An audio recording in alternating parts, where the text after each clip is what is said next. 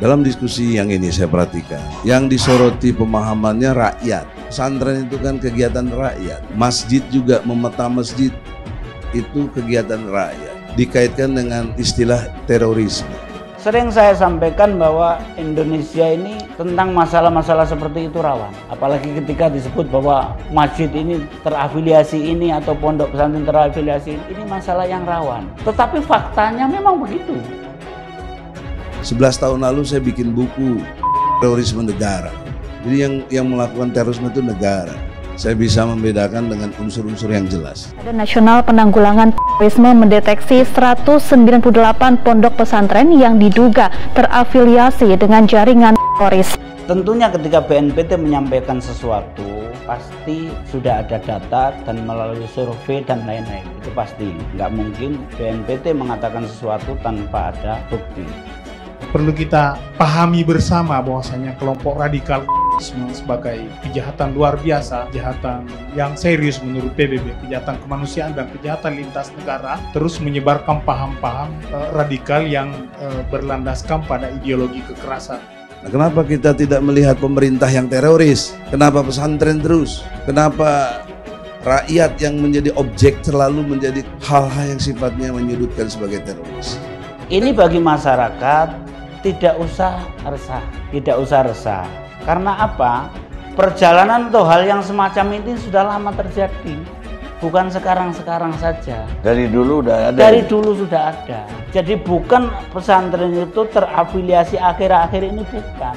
Itu sudah sejak dulu. Nah, pondok-pondok yang seperti itu tentunya semakin hari semakin banyak. Kita tidak bisa menutup mata dalam persoalan ini. Salah satu pesantren di Lamongan, di Tenggulun itu melahirkan Amrozi, melahirkan Ali Imron, meskipun kemudian sekarang sudah deradicalize. Ada juga beberapa pelaku-pelaku teror dalam bom selama tahun 2000 sampai 2009. Makanya sering saya sampaikan bahwa ketika saya ditanya ini, saya ini mau memondokkan anak kemana? Makanya biasanya saya kasih solusi. Ya sudah, sampean yang latar belakangnya Muhammadiyah, pondokkan anak ke Muhammadiyah. Yang sampean yang latar belakangnya NU, pondokkan ke NU. Bagaimana masyarakat itu bisa tahu bahwa mana toh pesantren yang berafiliasi ke organisasi terorisme? Itu tidak ada yang bisa menerangkan kecuali yang tahu.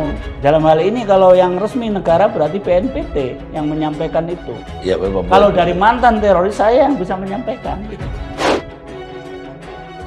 Setelah media sosial menyebar ramai begitu maju, mereka juga menggunakan ruang-ruang dalam media sosial, ideologi yang dikemas dengan bahasa keagamaan, ya.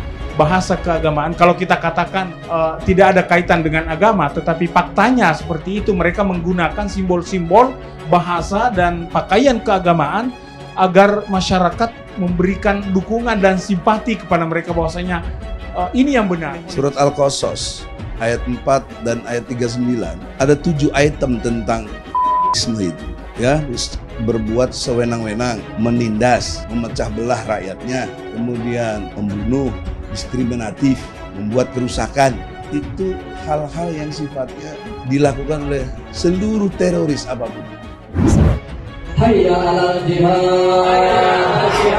hayya 'alal jihad, hayya 'alal jihad. Kita mau ngompor-ngompori umat, diompor-ompori apa? Nggak ada manfaatnya, cuma ribut aja. Selain di lain pihak ada kelompok oposisi pemerintah yang kalau kami memetakan bahwa mereka ini setengah radikal, belum radikal. Konstruk jihad itu ada dalam ajaran Islam. Kita mau pakai konstruk damai tapi nggak pernah perang, ya nggak mungkin. Mesti perang dulu. Itulah konstruk jihad. Nah, maka yang rumit di Indonesia ini yang saya saksikan, saya ikuti selama 19 tahun itu, sebenarnya yang membuat ruwet itu yang setengah radikal ini. Bukan radikal, kalau radikal jelas jadi teroris. Keimanan itu harus dibuktikan dalam bentuk perubahan nilai menjadi hijrah. Hijrah nggak bakal tercapai kalau tidak ditopang oleh suasana jihad. Hayya 'alal jihad, hayya 'alal jihad. Ini yang perlu kita antisipasi juga. Itu lebih tujuan politik kali. Nah iya, maksudnya setengah radikal itu tujuannya politik. Bagaimana kok muncul kata damai kalau belum perang? Loh, ini saya sedang jihad ini. Perang dulu baru damai. Jihad tuh nggak harus pedang toh. Egy Sujana ini hanya kepentingannya cari panggung dan cari uang. Nyai yakin 1000% tidak berdasarkan atas nama agama atau membela rakyat. Saya sendiri itu sebetulnya was-was itu. Jadi saya dalam istilahnya masa 19 tahun itu selalu was-was karena saya petanya tahu terorisme di Indonesia ini. Radikalisme orang-orang yang punya pemahaman atau pemikiran terorisme itu banyak sekali. Konteks tadi amanu hajaru jahadu itu satu paket yang nggak bisa pisah. Itu kalau bicara fungsi agama. Masing-masing merasa dirinya benar, itu sudah orang yang tidak benar. Orang kalau sudah merasa dirinya saya benar, orang tidak benar. Rasul tidak pernah mengajarkan itu. Konstruk jihad itu ada dalam ajaran Islam. Makanya di fikih itu nggak ada bab jihad, ada bab kita. Kalau jihad ya ngaji ya jihad, mempertahankan kemiskinan ya. Makanya zaman ini banyak orang yang kurang paham. Jadi jihad itu pokoknya harus marah, ya, harus teriak-teriak, pergi ke satu tempat untuk bukan. Nah itu ya, makanya saya bersikeras bagaimana sosialisasi masalah terorisme itu ke semua pihak yang bisa saya jangkau. Itu supaya paham. Dan saya selalu sampaikan gamblang, jadi supaya tahu bahwa ciri-cirinya itu seperti ini loh. Ciri-cirinya itu seperti ini loh. Konstruk jihad itu ada dalam ajaran Islam. Kita mau pakai konstruk damai tapi nggak pernah perang, ya nggak mungkin. Mesti perang dulu. Itulah konstruk jihad. Karena apa? Saya menginginkan sebetulnya apa yang saya sampaikan ini adalah kebaikan untuk semuanya. Dalam perspektif tadabbur Quran, saya sebut tadi surat Al-Qasas ayat 4 dan 39. Coba kontra logikanya. Di mana kekeliruan saya? Saya hanya soal tadabbur Al-Quran, tafsir dan lain sebagainya. Jangan sampai kita itu menjadi seperti kelompok yang memang teroris pada masa awal-awal Islam, yaitu kelompok Khawarij. Yang modalnya Al-Quran, dengan Al-Quran itu dia pakai untuk menyerang orang gitu loh. Nah ini tidak bisa seperti itu. Bukan, ini fakta yang oleh Sayyidina Ali. Bang Egy, yang oleh Sayyidina Ali itu jawabannya sederhana. Kalimatu haqqin wa urida bihal batil. Kalimatnya benar tapi maksudnya adalah kebatilan begitu loh. Apalagi ketika menyamakan orang dengan Fir'aun. Dalam gitu. konteks hukum nggak ada maksud. Oh, bukan fakta begitu. Yang ada yang dilakukan. Iya, tapi tidak boleh. Dan mengapa menurut Ibnu Taimiyah dia mengharamkan mencaci maki pemimpin, menghina pemimpin, ada etiknya. Kita jangan kemudian menganggap vaksin karena kita ketidakterbukaan data dan sebagainya. Kita ini dalam kerangka positif. Otomatis tentu saja pemerintah itu tidak ingin menyengsarakan rakyat. Karena kalau tidak, negara ini akan runtuh. Saya kira pemerintahan di mana saja, bahkan Kim Jong-un sekalipun yang menurut kita sangat antagonis itu, pasti juga memikirkan rakyatnya dengan metodologinya sendiri. Rakyatnya menikmati tentu saja dengan ketakutan, dengan intimidasi hukum dan sebagainya. Inilah yang dimaksud dengan asobiyah itu. Jangan kira di zaman Arab dulu tidak ada totalitarian, tidak ada otoritarian. Banyak khalifah-khalifah yang memimpin pada Bani Umayyah, Bani Abbasiyah, Bani Utsmani itu tidak semuanya bijak. Membunuh rakyatnya banyak, membunuh ulamanya banyak. Ini adalah konsep bernegara di mana harus ada two-way traffic yang saya bilang itu. Ada komunikasi timbal balik di dalamnya.